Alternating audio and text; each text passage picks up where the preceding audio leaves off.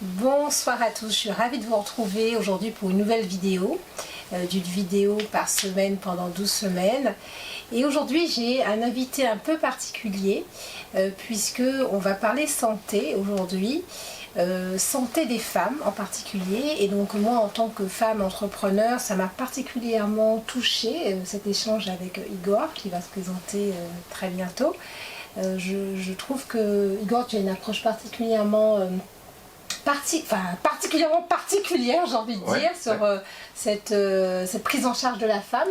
Donc, est-ce que tu peux te présenter, Igor, aujourd'hui ? Bonsoir, merci de me donner l'occasion de venir, je suis honoré. Mon nom est Dr Igor Martinec, donc je suis chirurgien gynécologue, cofondateur de Clinique Suisse Montreux, la première clinique entièrement dédiée à la femme. Nous sommes en Suisse. Et puis, l'approche particulière, donc pour moi, c'est une approche holistique. Souvent, les patientes viennent avec un problème particulier, ça peut être des douleurs au moment des règles, mais vraiment des fortes douleurs.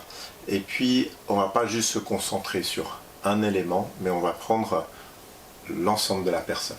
Donc, d'où le terme approche holistique qui est globale. On va aller jusqu'à la cause, à la source d'un problème, plutôt que de traiter juste la conséquence. Et oui, donc du coup ça m'a fait un peu penser à notre approche. C'est vrai que les enjeux ne sont pas les mêmes, bien évidemment, mais c'est vrai que cette idée de se dire qu'on confie sa santé à un praticien qui va vraiment prendre le temps de tout étudier dans la globalité, d'aller beaucoup plus loin que le résultat, le mal pour lequel on vient de voir.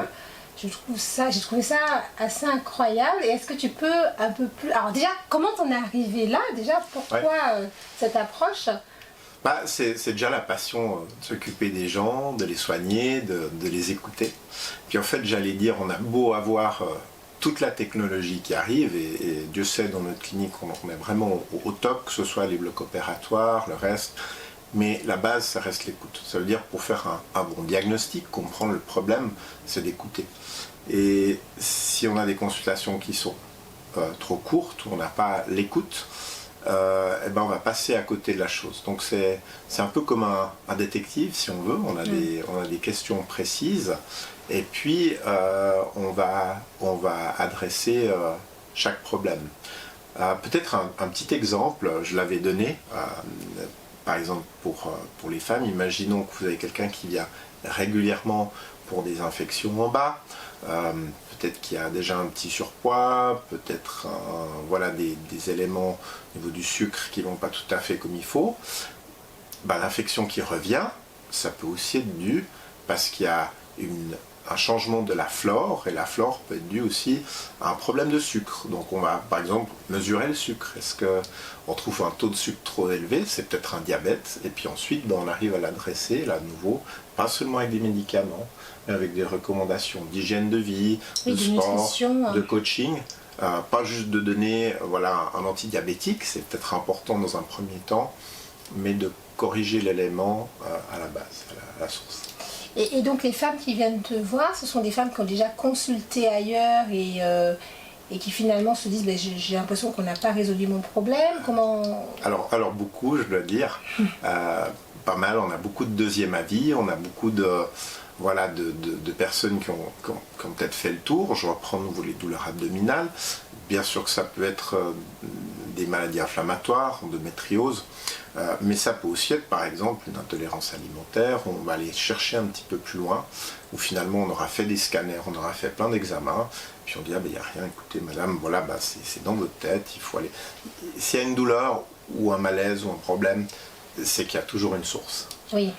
Donc effectivement, on a pas mal de personnes qui viennent pour des deuxièmes avis, localement, ou même de plus loin. On a des gens de plusieurs régions de la France. Partout dans le monde? Dans le monde aussi, oui, on est international, effectivement. On parle aussi anglais, le staff aussi. Donc c'est des staffs bilingues. Et voilà. Et en fait, tu te fais accompagner d'autres praticiens qui vont apporter la compétence. Absolument. D'accord. Donc dans la clinique, un petit peu comme vous, on a des médecins qui sont externes, qui viennent avec leurs patients, qui utilisent les infrastructures et puis qui opèrent, qui ont leur philosophie et c'est ok, mais les patients seront pris en charge par notre staff avec la philosophie clinique suisse.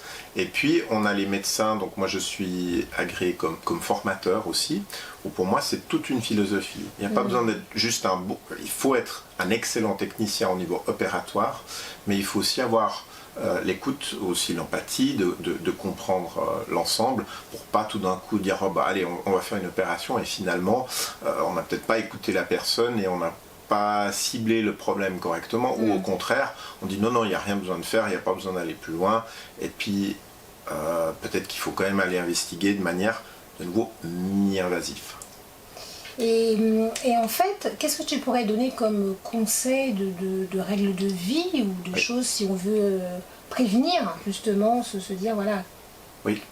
Alors ça dépend tout de nouveau du problème, hein, c'est très vaste, mais je dirais... Par tranche d'âge, par exemple. Voilà, alors il y a par tranche d'âge. Je dirais de manière globale, c'est de se dire si on a des maux quelque part, si on n'est pas bien, le corps répond à quelque chose qui ne va pas, un déséquilibre. Ça c'est clair, c'est la première chose. Peut-être que vous ne savez pas tout de suite ce que c'est, mais c'est de peut-être aller chez le spécialiste qui a l'écoute, qui a les compétences et un certain temps. Donc c'est des consultations qui ont effectivement une plus-value, ça c'est clair. Et puis de nouveau c'est la tranche d'âge, donc de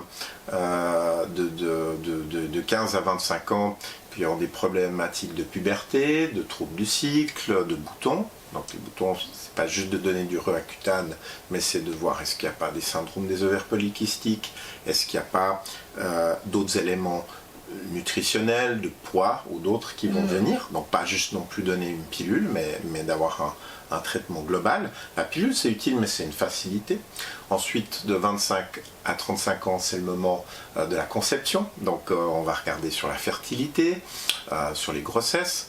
S'il y a un problème d'infertilité, on sait que 50% des infertilités, on ne connaît pas l'origine, les médecins disent idiopathique, mais souvent c'est multifactoriel, ça peut être psychologique, ça peut être dû à des problèmes de trompe bouchée, d'inflammation due à l'endométriose, ça peut être aussi à des problèmes ovariens, et masculin. Il ne faut pas oublier aussi qu'une partie de la fertilité, c'est masculin. Oui. Donc là aussi c'est global, on prend ensemble. Et finalement, 35-45 ans, s'il y a eu des grossesses, c'est l'après-accouchement, donc avec peut-être certaines parties du corps qui se relâchent, ça peut être des problèmes de descente d'organes, diminution peut-être un peu de l'estime de soi, des fois il y a des problèmes d'incontinence dont on n'ose pas parler, il y a toute la partie intimité sexuelle qui est très importante, où c'est un lien avec les hormones, avec le psychisme, le bien-être, avoir envie de faire l'amour, avoir des parties, c'est important. C'est aussi important que manger. C'est des besoins fondamentaux. Et puis, on sait que ça libère des endorphines. C'est un peu comme après le sport. On se sent bien. Et souvent, c'est des choses qui sont un peu tabous dans notre société. Et puis, on essaie de les adresser comme quelque chose de tout à fait naturel, qu'il faut maintenir.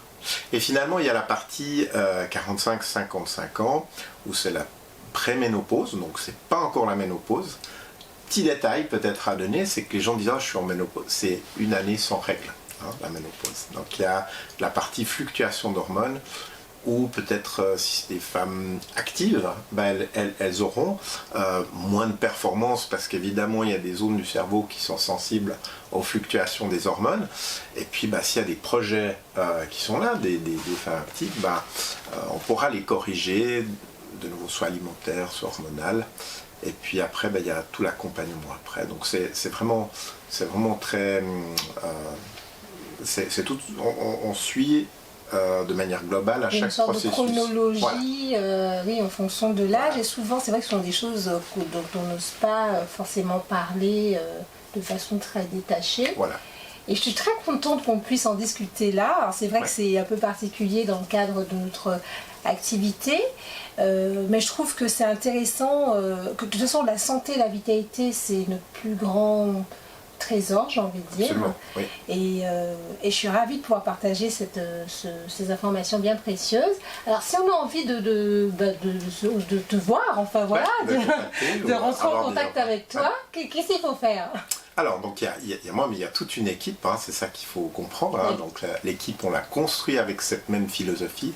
Ça va des infirmières à l'accueil, aux médecins, aux chefs de clinique qui sont là. Donc, première, pour avoir une idée d'approche, il y a le site internet, donc c'est www.clinique et puis -suisse comme le pays.com. Dans s'afficher juste en bas. Voilà, et puis sinon il y a notre page Facebook, oui. Et puis il y a Instagram aussi, où, en tout cas la page Facebook, il y a beaucoup d'infos assez pratiques qui sont là sur le style de vie, comment, voilà, un peu par thématique. Ah, c'est bien. Voilà. C'est bien. Hein? On n'a pas l'habitude en fait de parler ce genre de choses comme ça de façon très naturelle. C'est un beau cadeau, je trouve. Voilà, exactement. J'espère que cette vidéo vous aura apporté des informations bien précieuses. Je vous invite vraiment vivement, mesdames, à aller plus en avant sur le site ou la page Instagram ou Facebook. Je te remercie beaucoup. C'était un plaisir. Dr Martinet. Merci beaucoup pour l'honneur. échange. Voilà. Et je vous remercie également de votre attention et je vous retrouve la semaine prochaine pour une nouvelle vidéo. À bientôt. À bientôt.